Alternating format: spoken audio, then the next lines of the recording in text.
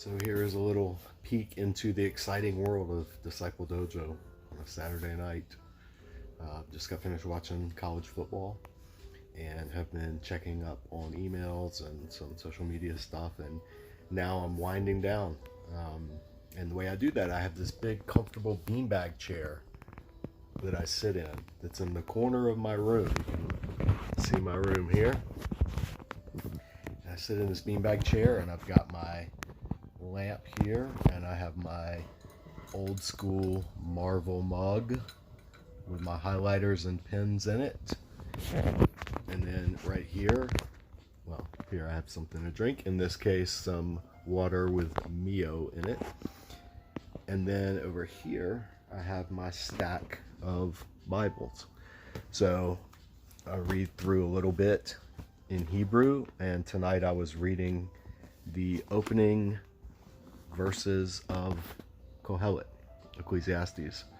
And since it's night and I'm by myself and I can practice, it gives me a chance to practice reading Hebrew out loud. I listen to it on my Bart Bible app on my phone, and then I try to follow along as best I can by saying Devrei Kohelet ben David Melech Birushalayim. Hevel Havalim Amar Kohelet. Hevel Havalim Hakol Havel. So trying to hit the Masoretic intonation marks as I'm reading through. And that is, of course, the first two verses of what we know as Ecclesiastes, where the words of Kohelet, son of David, king of Jerusalem, vapor of vapors, said Kohelet. All is vapor, basically. So yeah, I'm just kind of working through that, but I'll do that for a little bit.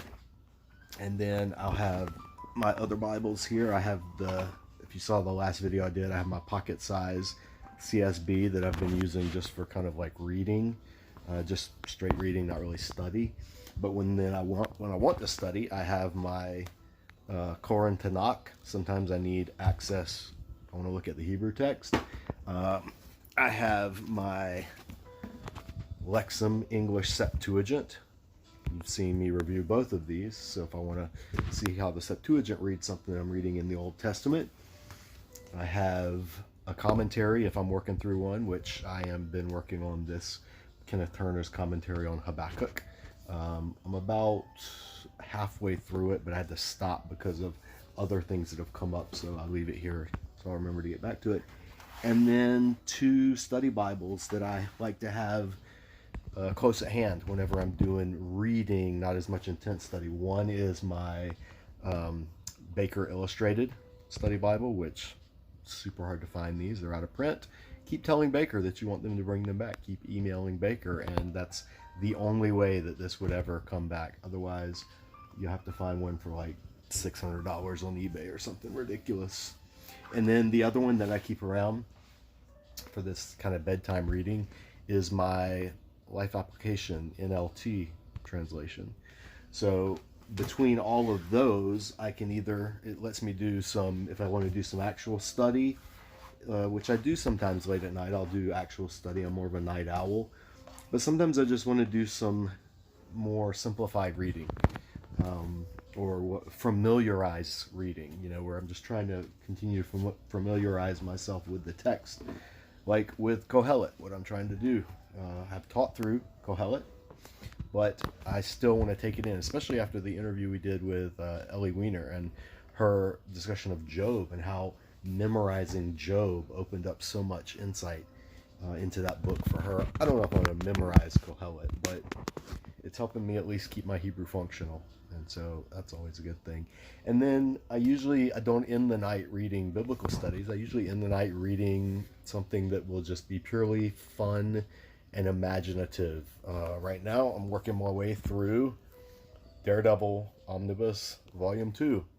This is Daredevil back in the 60s when he was like more smart-mouthed and angst-filled, and it was a little more of a soap opera than when Frank Miller got his hands on it, and certainly the Netflix versions that came out recently, a couple years ago. But it's just fun. If you never read comics in Marvel in the 60s, it was just fun. By the way, Daredevil, redheaded superhero. He's never depicted by actual redheads, which is a shame because he is a super ginger in the most literal sense of the term. And yeah, and then I just have some smooth jazz mix on YouTube playing in the background, and then Ripken sits up there and watches. And I just do this and read until my eyes get droopy and my Ambien kicks in, and then I call it a night. So anyway, just a peek behind the scenes for those who are Dojo subscribers and are just curious. Like, do I sit at my desk or surround myself with action figures all day? No, only for part of the day. This is what a typical night looks like at DiscipleDojo.